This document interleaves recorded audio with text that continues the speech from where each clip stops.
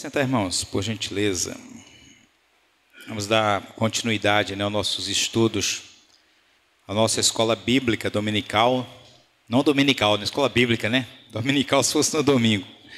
Mas vamos dar seguimento à nossa escola bíblica. Estamos estudando sobre sinais da vinda do Senhor. E quero dar seguimento a esse estudo. Hoje nós vamos ler em dois textos, tá? Nós vamos ler Mateus 24 e nós vamos ler Apocalipse capítulo 6. Vamos começar por Apocalipse capítulo 6. Amém? E vamos estar continuar falando a respeito dos sinais da vinda do Senhor. Amém? Apocalipse capítulo 6.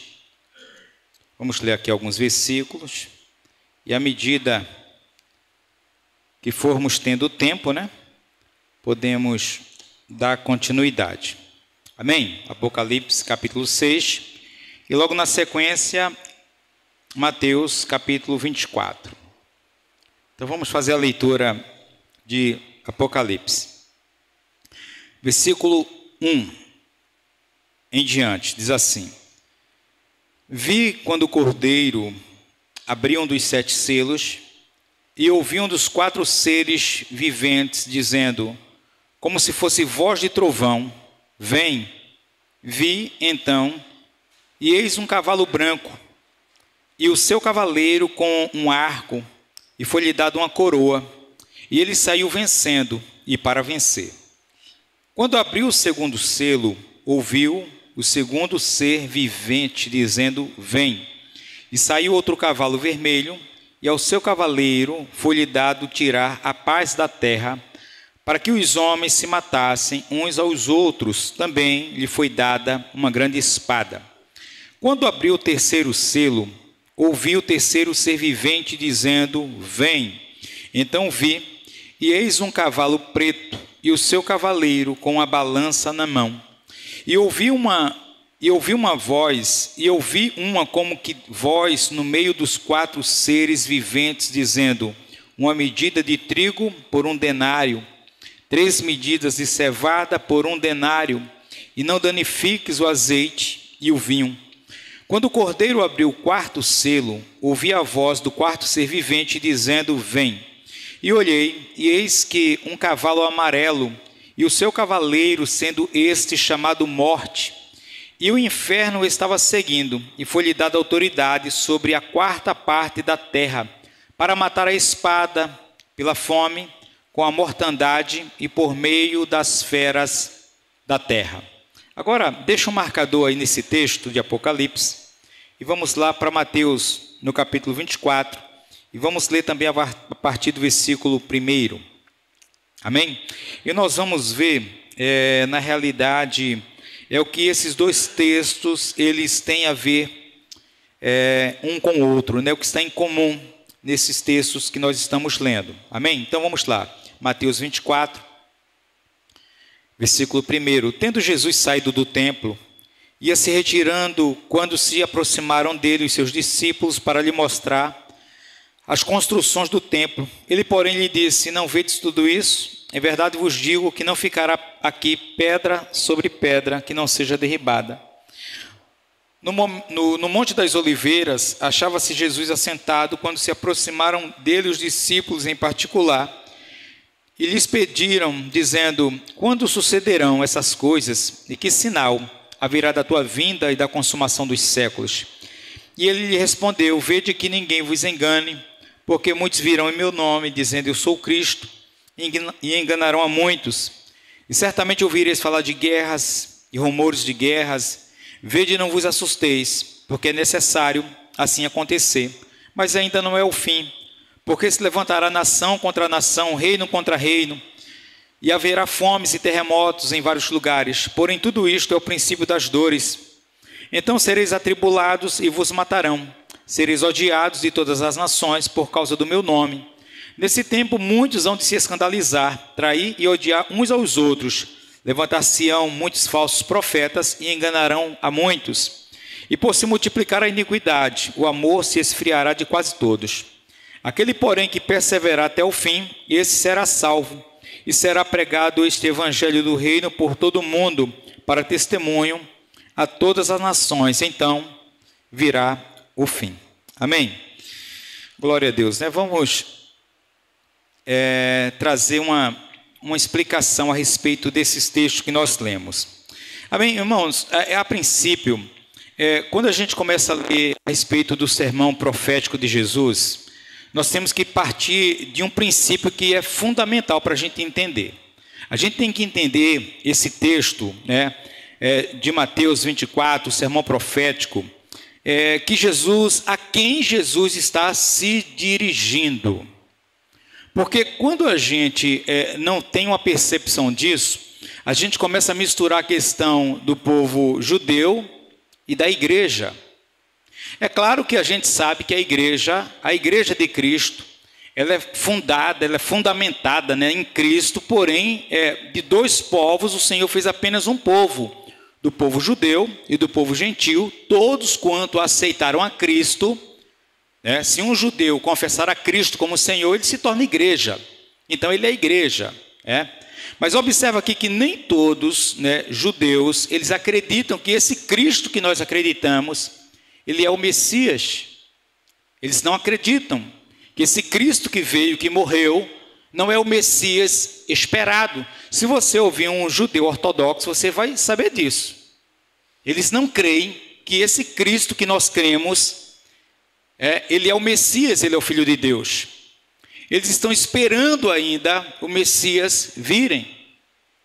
Lá no final de Mateus, conta-se lá que os soldados que tomavam conta da porta do sepulcro, eles foram pagos para difundirem uma mentira, dizendo que os discípulos vieram à noite e roubaram o corpo de Jesus. Isso está lá no final de Mateus.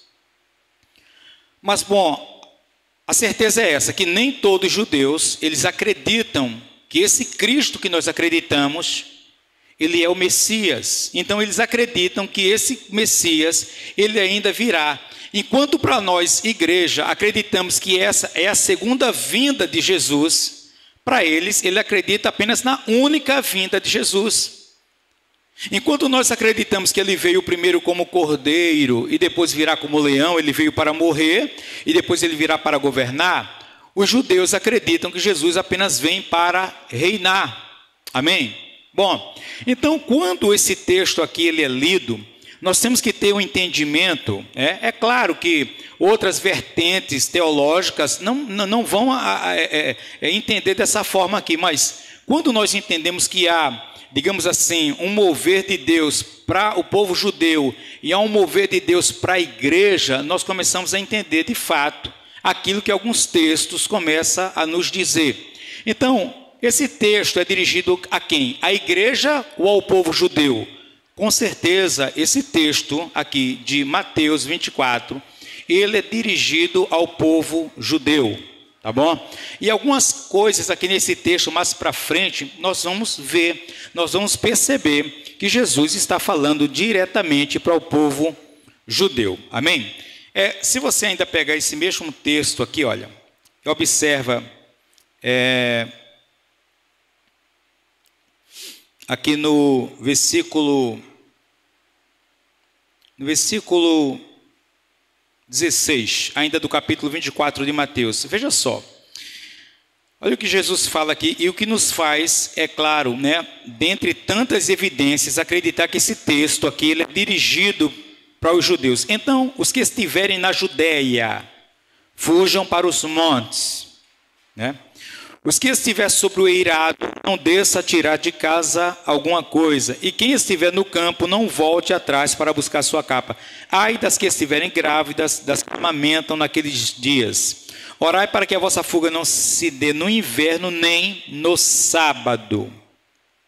Então, veja só, duas coisas aqui fica bem claro, A questão do sábado e a questão da Judéia, Então, fica bem claro que Jesus está falando isso aqui direto para os judeus, São apenas alguns sinais aqui, mas mesmo assim o texto em si, ele caracteriza para o povo judeu. Até então, porque nós acreditamos que quando a tribulação começa, a igreja ela é arrebatada. Isso nós estudamos nas lições passadas. Amém?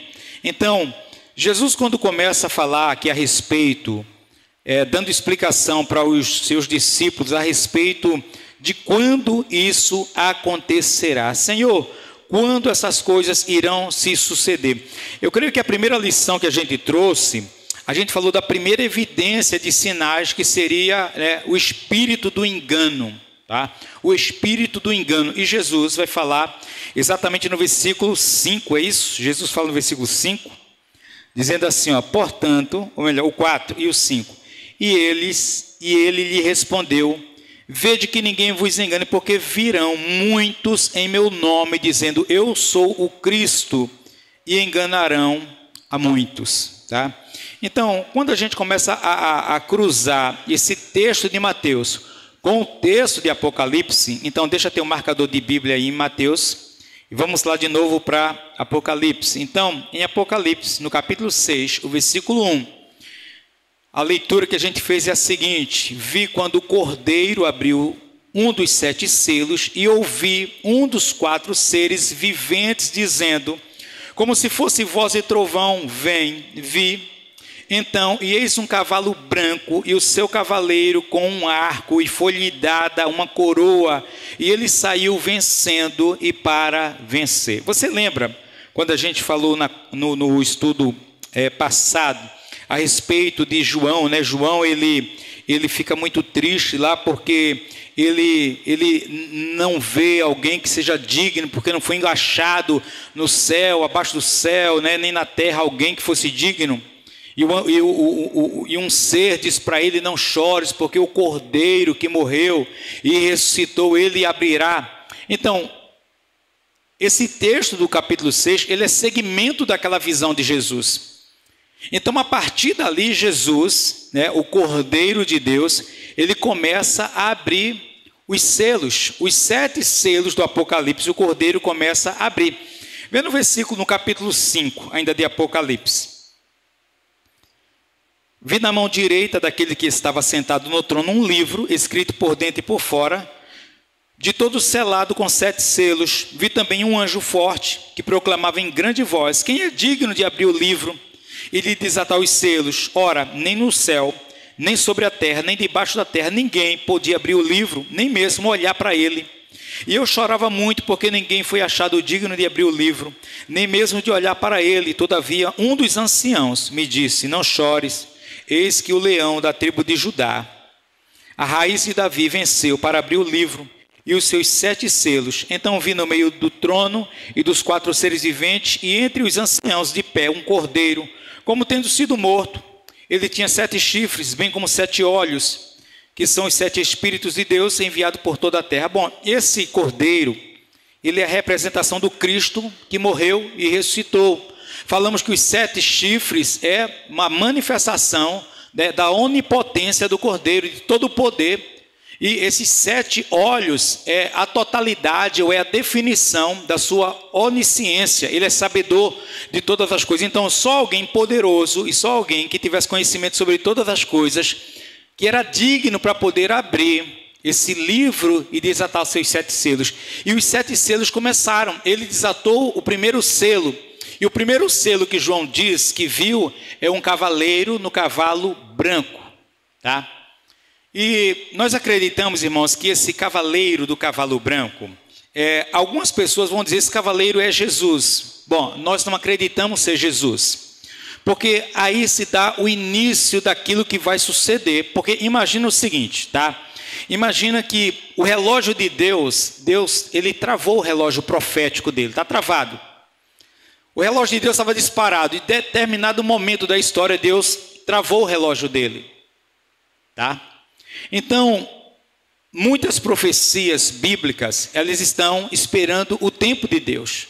Vai chegar um momento que Deus vai soltar de novo esse cronômetro, para que a história ela dê seguimento. E para algumas pessoas, e eu acredito realmente nisso, que o relógio de Deus, irmãos, ele é disparado a partir do arrebatamento da igreja. Quando a igreja é tirada da terra, o Senhor solta de novo ali o tempo. E algumas profecias, elas começam a acontecer. E a primeira coisa que a gente estudou nas lições passadas é que aquele que o detém, que está lá em 2 Tessalonicenses, a partir do capítulo 2, que a gente estudou sobre o homem do pecado, que aquele que ainda o detém, a presença do Espírito Santo na vida da igreja. A partir do momento que a igreja é tirada, Deus solta ali o relógio dele e começa agora o tempo e as profecias, tudo aquilo que se trata da escatologia, das profecias que ainda vão acontecer, elas começam a acontecer a partir desse momento. E o primeiro a se apresentar é justamente esse cavaleiro montado no cavalo branco. Agora, por que ele vem montado no cavalo branco? Veja só, porque ele tem na sua mão um arco, porque ele tem uma coroa, ele saiu vencendo e para vencer. Você lembra que a primeira observação que Jesus faz em Mateus 24, 4 e 5, é cuidado que ninguém vos engane? É justamente isso, porque esse cavaleiro, ele vem na ideia de o verdadeiro Messias. É por isso que ele vem nessa ideia do cavalo branco. É por isso que ele vem nessa ideia de um arco, de uma coroa. É por isso que ele vem nessa ideia aí de vencendo, porque aparentemente ele vem, o anticristo, quando ele surge na história mundial, ele surge num momento onde ele vai aparentemente marcar um tempo de paz. Um tempo curto de paz. Então ele vem como um Messias, como o falso Messias. É por isso que ele vem montado no cavalo branco. Não necessariamente que ele venha, mas a ideia, a ilustração, o espírito de um enganador, de um engano. Aquele que vem, digamos, na pureza, aquele que vem com a coroa, aquele que vem para vencer, aquele que vem vencendo. Então isso é exatamente o que Jesus começa a dizer. Cuidado que ninguém vos engane, porque muitos falsos cristos surgirão. Muitos falsos cristos surgirão. Porque Jesus, irmãos, ele quando fala da sua vinda, da sua segunda vinda, ele diz que todo olho verá, que toda a terra verá a sua vinda, toda a terra virá. Irmãos, Jesus vem de tal forma que dos 4 cantos da terra não restará, não ficará dúvida. Mas o anticristo ele terá uma entrada, digamos assim, se eu posso falar, de certa forma, aonde ele vai estabelecer essa paz e aonde as pessoas vão dizer, esse é o Cristo, esse é o Messias. Os judeus ali dirão, puxa, esse é o Messias que nós esperávamos. Imagina num momento como esse que Israel está em guerra com o Hamas, e de repente outros países começam a se alinhar de repente lá, aos palestinos, e de repente travem uma batalha ali, começa uma guerra, começa uma batalha ali contra Israel, e de repente a igreja é tirada da terra, e o anticristo é estabelecido, e de repente ele chega lá, ele vai lá na Terra Santa, e ele consegue sentar com os judeus, consegue sentar com os palestinos, e ele consegue estabelecer um tempo de paz. Já pensou isso? E paz sobre a terra nesse tempo. Então essa ideia do cavaleiro branco, irmãos, ele traz a ideia do espírito do engano. Porque o anticristo ele é anti-Deus, ele é contra Deus, mas ele vem na aparência de ser Deus a fim de enganar. E Jesus diz que cuidado, cuidado que ninguém vos engane. Então, ainda o primeiro sinal continua sendo o espírito do engano. Bom, então o anticristo, ele surgiu, ele apareceu, na figura do cavaleiro branco. Mas o que é que Jesus continua a desatar os selos, e os seres continuam a falar para João, e o que é que João começa a ver? Ele continua a ver agora o segundo selo. E o segundo selo ele diz aqui, está no versículo 3 do capítulo 6 de Apocalipse. Quando abriu o segundo selo, ouvi o segundo ser vivente dizendo, vem, e saiu outro cavalo vermelho, e ao seu cavaleiro foi-lhe dado tirar a paz da terra, para que os homens se matassem uns aos outros, também lhe foi dada uma grande espada. Então, irmãos, a referência desse segundo cavaleiro, nós vamos voltar lá para Mateus, capítulo 24, Vamos ler a partir do versículo 6 e o começo do versículo 7, que diz assim: E certamente ouvireis falar de guerras e rumores de guerra. Vede, não vos assusteis, porque é necessário assim acontecer, mas ainda não é o fim. Porquanto se levantará nação contra nação e reino contra reino. Então, irmãos, é claro que algumas pessoas, vão dizer assim, mas tudo isso que nós estamos lendo vem acontecendo. Agora, uma coisa também interessante a gente observar, que tudo aquilo que Jesus está falando, irmãos, claro, ele tinha um sentido tanto para um tempo da história, atual, momentâneo, contínuo ou final, tá? Você lembra quando Jesus fala, a respeito da destruição de Israel? Você lembra quando Jesus fala a respeito da destruição do templo? E isso acontece no ano 70, a gente falou isso, o ano 70 depois de Cristo. O general Tito, ele entra em Jerusalém e ele destrói, diz a história, porque não ficou pedra sobre pedra, que os soldados romanos lançaram fogo no templo. E o ouro que tinha nas paredes esquentou de tal forma que ele escorreu entre as pedras, e eles tiveram que remover pedra, quebrar pedra sobre pedra ali, para poder tirar, catar o ouro que escorreu e depois endureceu ali dentro. Então a palavra de Jesus profética, ela aconteceu tanto naquele tempo, tá? Como também ela aponta para algo futuro. Irmãos, muitas vezes Jesus está falando de algo tanto momentâneo, tanto parcial, como algo arremessado para os últimos tempos. Então alguém pode dizer assim, mas sempre houve guerra, mas sempre houve nação contra nação.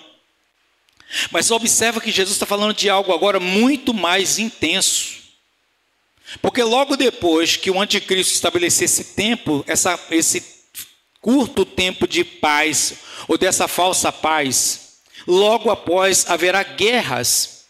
E esse tempo aqui ainda, pelo menos até o 5º selo, eu acredito, mais ou menos dentro disso, ainda está dimensionado, digamos assim, o princípio das dores.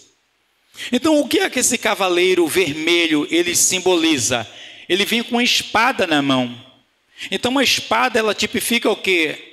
A guerra, o conflito, o confronto. Então, justamente, Jesus, ele começa a dizer aqui, e certamente ouvireis falar de guerras e rumores de guerras. Vede, não vos assusteis. Versículo 7, portanto se levantará nação contra nação, reino contra reino. E é justamente e exatamente essa questão do segundo cavalo aqui, do segundo cavalo, do segundo cavaleiro. Guerras haverão. Haverá guerras sobre a terra, irmãos, nesse período. Nesse período que ainda a Bíblia diz, Jesus fala, olha, não se assustem, ainda é o princípio das dores.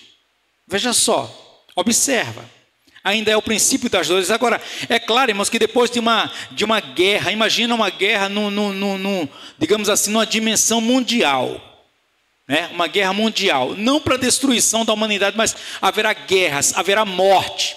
Porque o cavaleiro branco, o que é que foi dito para ele? Foi dito para o cavaleiro vermelho, o que é que foi dito para ele?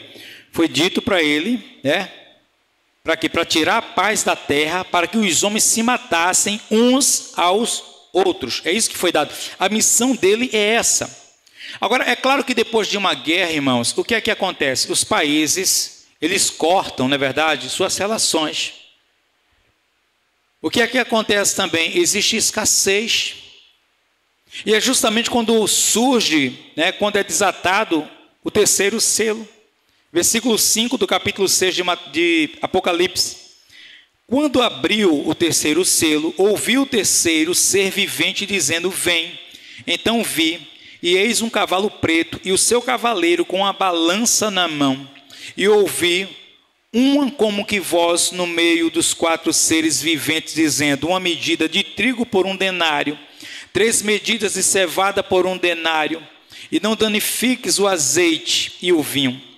Irmãos, esse cavalo e esse cavaleiro agora, nesse cavaleiro preto, ele tipifica agora a fome, tá? A fome, a escassez.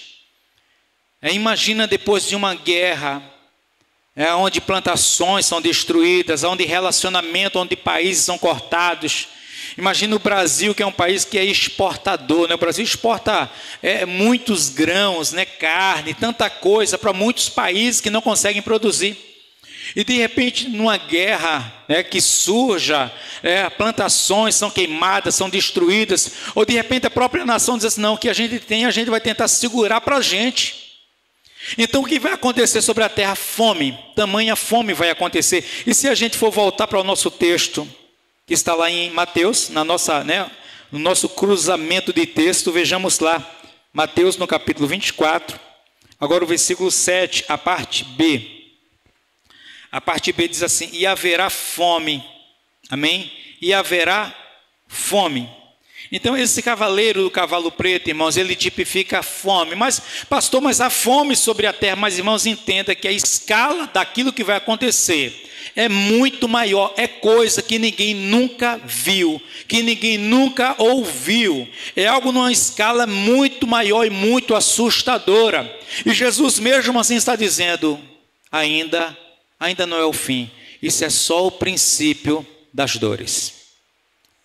Então, aí está o terceiro selo, está o terceiro cavaleiro e a fome se espalhando sobre a terra. Mas, irmãos, a Bíblia diz que isso não para por aí. Vamos voltar lá para Apocalipse. Aí João continua dizendo assim, no versículo 7 do capítulo 6, quando o cordeiro abriu o quarto selo, ouvi a voz do quarto ser vivente dizendo, vem. E olhei, e eis um cavalo amarelo, e o seu cavaleiro, sendo esse chamado Morte. E o inferno estava seguindo, e foi-lhe dada autoridade sobre a quarta parte da terra para matar, a espada, pela fome, com a mortandade e por meio das feras da terra. Irmãos, veja que tudo isso que está acontecendo é algo que está dentro do domínio e do controle de Deus. Isso não é algo que vai acontecer porque é o diabo, ele vai fazer porque ele quer fazer, não. Observa só, na leitura que a gente fez aqui, o que foi dito aqui? O que foi dito? O cavalo amarelo e seu cavaleiro sendo chamado Morte, e foi-lhe dada autoridade. Foi-lhe dado autoridade. Então, tudo isso que vai acontecer não é porque o diabo tem poder para fazer, mas é porque o Senhor o permite fazer. É necessário que aconteça, é necessário que se cumpra. Então foi dada autoridade agora para esse quarto cavaleiro, né? Primeiro veio o branco, né? A ideia do falso Cristo, do anticristo. Depois o vermelho, que vem com a guerra. O preto, que vem com a fome. E agora vem o quarto cavaleiro, amarelo, né? Pálido, tipificando o que? A morte e o inferno. Ou seja, algumas pessoas acreditam que a morte física e o inferno tipificando a morte espiritual. E foi-lhe dada autoridade sobre a quarta parte da terra, veja só, a quarta parte, 25% da terra, para morrer a espada, pela fome, com mortandade. Que é isso? Pestes, doenças. É isso que Jesus está falando, pestes, doenças, numa escala muito maior. Irmãos, imagina 25% da população do mundo morrendo de catástrofes, de guerra, pela espada, por peste, por fome. Imagina só. O que é que acontece em países, né, que estão em guerra e o que é que acontece com tantos cadáveres ali expostos ao tempo, irmãos? A putrefação, doenças, coisas terríveis. E a gente começa a imaginar o quadro do que pode, daquilo que vai decorrer. Agora, veja aqui a referência no capítulo 21 de Lucas, ainda no Sermão da Montanha, mas Jesus trazendo uma explicação mais direta no capítulo 21 de Lucas e o versículo 11. Amém? Lucas, capítulo 21.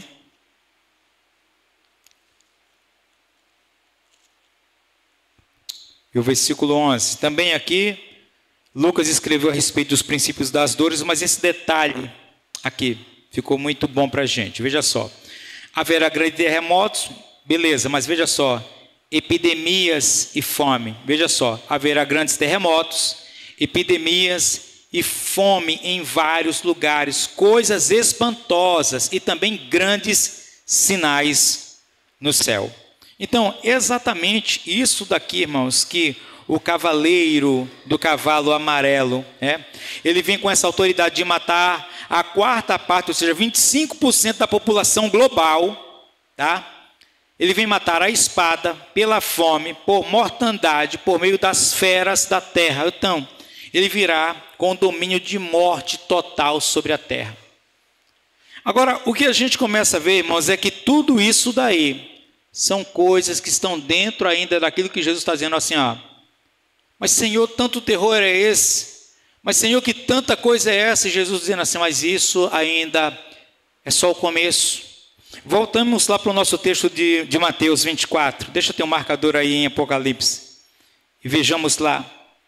Aí Jesus continua a partir do versículo 8. Porém, tudo isto que vocês viram, a manifestação do cavalo branco, o falso Cristo, as guerras, depois vocês viram aí a fome de uma forma mundial, depois catástrofes, depois as doenças, epidemias. Porém, tudo isto é o princípio das dores. Isso, pelo que a gente entende, ainda está dentro da primeira metade dos 7 anos. O anticristo, ele reina sobre a terra 7 anos. Os 3 anos e meio não é de paz, não. Dentro desse primeiro tempo, haverá uma certa paz. Mas Jesus está falando ainda que isso daqui é princípio das dores. Ainda vai chegar o que? A grande tribulação. E a grande tribulação, ela começa a partir dos segundos 3 anos e meio. Então, versículo 9 agora. Então sereis atribulados e vos matarão. Veja só, nos matarão? Não. Porque nós cremos na questão do tempo, daquilo que Jesus está falando para o povo judeu, e um tempo para a igreja. Então, quando Jesus está falando aqui, então sereis atribulados e vos matarão. E é interessante porque a questão da tribulação, irmãos, tem algumas pessoas que defendem a questão, tem alguns que defendem que a igreja não é arrebatada, tem alguns que defendem que a igreja passará pela tribulação, tem alguns que acreditam que Jesus apenas só vem na sua segunda vinda, e eles dizem assim, não, mas Jesus disse que a igreja vai passar por sofrimento. Mas Jesus, quando fala em João, Jesus fala em João 16:33, no mundo tereis aflição. E algumas pessoas vão distinguir aflição de tribulação. A tribulação é algo muito mais intenso. Então, quando Jesus diz aqui no versículo 9, então sereis atribulados e vos matarão, sereis odiados de todas as nações por causa do meu nome. Nesse tempo muitos hão de se escandalizar, trair e odiar uns aos outros. Levantar-se-ão muitos falsos profetas e enganarão a muitos. Outra questão, quando a Bíblia fala de falsos profetas, sempre está direcionado ao povo judeu. Agora, quando fala de falsos mestres, está direcionado à igreja. Você pode ver, Paulo quando escreve, João quando escreve, Pedro, ele diz, cuidado com os falsos mestres. Os falsos mestres. Muitos acrescentarão falsos mestres que falarão segundo aquilo que eles querem ouvir. Mas a questão de falsos profetas geralmente está direcionado ao povo judeu. Aí Jesus fala aqui, levantar-se-ão muitos falsos profetas e enganarão a muitos. E por se multiplicar a iniquidade, o amor se esfriará de quase todos. Irmão, se a gente acha que não há amor sobre a terra hoje, se a gente está dizendo, está entendendo por quê? Porque às vezes, veja só, deixa eu ler outro versículo aqui para a gente falar disso, tá? Aí ele fala assim, versículo 12, E por se multiplicar a iniquidade, o amor se esfriará de quase todos. Agora o 14. E será pregado este evangelho do reino por todo o mundo, para testemunho de todas as nações. Então virá o fim. Aí veja só, 2 coisas aqui a gente precisa entender, voltando a detalhar, falar o quê? Para quem Jesus está falando? Para a igreja ou para o povo judeu? Para o povo judeu. Tá? Aí veja a questão aqui, e Jesus fala, e por se multiplicar a iniquidade, o amor se esfriará quase todos. Quando a gente acha que isso é para a igreja, a gente começa a achar, a dizer, olha, o amor está se esfriando. Não, ainda que esteja, o termômetro do amor está esfriando, até chegar nesse cume aqui que Jesus vai dizer, né? Jesus vai dizer aqui, que o amor se esfriará de quase todos. Então, chegará um momento que praticamente não haverá amor sobre a terra. Mas isso não é atribuído para o nosso tempo, mas para um tempo ainda futuro. Tá? Outra questão, versículo 14. E será pregado este evangelho do reino por todo o mundo, para testemunho a todas as nações, então virá o fim. Quando nós atribuímos isso, que é claro que é o nosso dever pregar o evangelho, claro. Mas esse evangelho do reino, irmãos, ele vai ser pregado, tá? No tempo onde a igreja ela é arrebatada. É claro que muitos irão se converter nesse período. Porque nós vamos falar isso futuramente, né? Nós vamos falar daqueles que entram no reinado de Cristo, né? Aqueles que entram após Cristo vir à terra, no milênio, aqueles que estão vivos entram no milênio de Cristo. Então muitos dos judeus vão passar a acreditar nesse momento.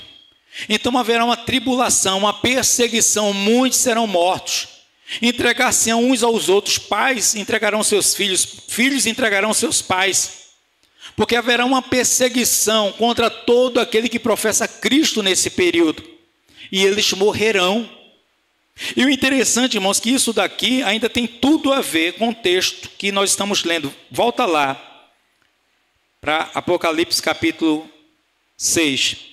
E vê comigo a partir do versículo 9. Olha o que diz o texto. Quando ele abriu o quinto selo, vi debaixo do altar as almas daqueles que tinham sido mortos por causa da palavra de Deus e por causa do testemunho que sustentavam. Clamaram em grande voz, dizendo: até quando, ó soberano, Senhor, santo e verdadeiro, não julgas nem vinga o nosso sangue dos que habitam sobre a terra? Então, a cada um deles foi dada uma vestidura branca, e lhe disseram que repousasse ainda por pouco tempo, até que também se completasse o número dos seus conservos e seus irmãos, que iam ser mortos, como igualmente foram. Agora, começa a ver comigo aqui, irmãos, a partir do capítulo 7, e o versículo 9. Veja só que visão maravilhosa. Depois dessas coisas, vi, e eis grande multidão, que ninguém podia enumerar, de todas as nações, tribos, povos e línguas, em pé diante do trono, e diante do Cordeiro, vestidos de vestiduras brancas, com palmas nas mãos, e clamavam em grande voz, dizendo: ao nosso Deus, que se assenta no trono, e ao Cordeiro pertence a salvação. Todos os anjos estavam de pé, rodeando o trono, os anciãos e os 4 seres viventes. E ante o trono se prostraram sobre o seu rosto e adoraram a Deus, dizendo: amém. O louvor e a glória e a sabedoria e as ações de graças e a honra e o poder e a força sejam ao nosso Deus pelos séculos dos séculos. Amém. Um dos anciãos tomou a palavra, dizendo: estes que se vestem de vestiduras brancas, quem são e de onde vieram? Respondi-lhes: meu Senhor, tu sabes. E ele então me disse: são estes os que vêm da grande tribulação, lavaram suas vestiduras e as alvejaram no sangue do Cordeiro, razão porque se acham diante do trono de Deus e o servem de dia e de noite no seu santuário.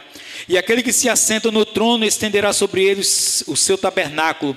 Jamais terão fome, nunca mais terão sede, não cairá sobre ele o sol, nem ardor algum, pois o Cordeiro que se encontra no meio do trono os apacentará e os guiará para a fonte das águas da vida, e Deus lhe enxugará dos olhos toda lágrima. Então, justamente, irmãos, esse quinto selo, é claro que até o quarto selo são cavaleiros, ou seja, são ações, é o espírito do engano, o espírito da guerra, o espírito da fome, né? O espírito da epidemia, das catástrofes. Mas o quinto selo ele já tem a ver com os que foram martirizados, os que morreram durante a tribulação. E quando a gente volta lá para o capítulo 24, é exatamente isso que Jesus está falando, né? Capítulo 24, versículo 9. A referência de um com o outro está aí. Então sereis atribulados, vos matarão, sereis odiados de todas as nações. Todas as nações, né? Aí entra o povo judeu, que será odiado por todas as nações, né? Muito mais ainda. Aí vão entrar os remanescentes de Cristo. Nesse tempo, muitos vão de se escandalizar, trair e odiar uns aos outros. Então aí a gente começa a ver, irmãos, que de fato, esse período de tormento, esse período, né, de tamanha dor, de tanto caos, ele começa a ser estabelecido. Mas o pior ainda está por vir. Porque é a partir do versículo 15 do capítulo 24 que Jesus fala assim, ó, quando pois virdes o abominável da desolação, que falou o profeta Daniel no lugar santo, quem lê, entenda. Então os que estiverem na Judeia fujam para os montes, e vem aquela narrativa lá que a gente falou aqui. Mas vamos comigo ainda lá no profeta Daniel, no capítulo 9, e o versículo 27. Profeta Daniel, amém? Está lá depois de Ezequiel, né? Jeremias, Ezequiel, Daniel, capítulo 9, versículo 27.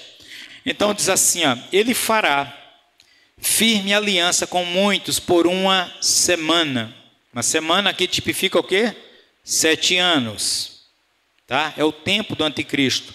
Na metade da semana fará cessar o sacrifício e a oferta de manjares. Sobre a asa das abominações virá o assolador, até que a destruição que está determinada se derrame sobre ele, ou seja, até o tempo que Jesus estabeleceu para que ele seja destruído. O anticristo ele vem e ele vai reinar, aparentemente ele vai concordar com aquilo, né, os sacrifícios dos judeus dentro do templo, mas na metade dessa semana, ou seja, com 3 anos e meio aproximadamente, ele vai se revelar realmente como o assolador, como o abominável, tá? Aí Jesus começa a dizer assim, vamos lá aqui, versículo 24, versículo 16. Então os que estiverem na Judéia fujam para os montes. Quem estiver sobre o eirado não desça a tirar de casa alguma coisa. Quem estiver no campo não volte atrás para buscar sua capa. Ai das que estiverem grávidas e das que amamentam naquele dia. Orai para que a vossa fuga não se dê no inverno nem no sábado, porque nesse tempo haverá grande tribulação, como desde o princípio do mundo até agora não tem havido e nem haverá jamais. Então, por que Jesus está falando isso para os judeus? Para que eles apressem a sua fuga, porque aqueles que não adorarem o anticristo será morto. E o interessante é que Jesus agora começa a falar, irmãos, realmente desse tempo. Esse tempo haverá grande tribulação. Entrou o período da grande tribulação. E olha o que Jesus diz, irmãos, como desde o princípio do mundo até agora não tem havido e nem haverá jamais. Então, irmãos, Primeira Guerra Mundial, Segunda Guerra Mundial, o Holocausto de Hitler, ou qualquer outra guerra ou catástrofe ou tribulação que aconteceu sobre a terra, sobre o mundo, nada disso, por mais triste, doloroso e sofrido que foi, Jesus diz que nada disso se comparará a esse período que está por vir. Ele fala que nunca houve e nunca haverá tamanha tribulação. Aí ele continua aqui ainda. Não tivessem aqueles dias sido abreviados, ninguém seria salvo. Mas por causa dos escolhidos, tais dias serão abreviados. Isso não é uma questão que vai diminuir os 7 anos, não. Vai continuar os 7 anos. Mas de alguma forma, irmão, Jesus ele vai encurtar esse período.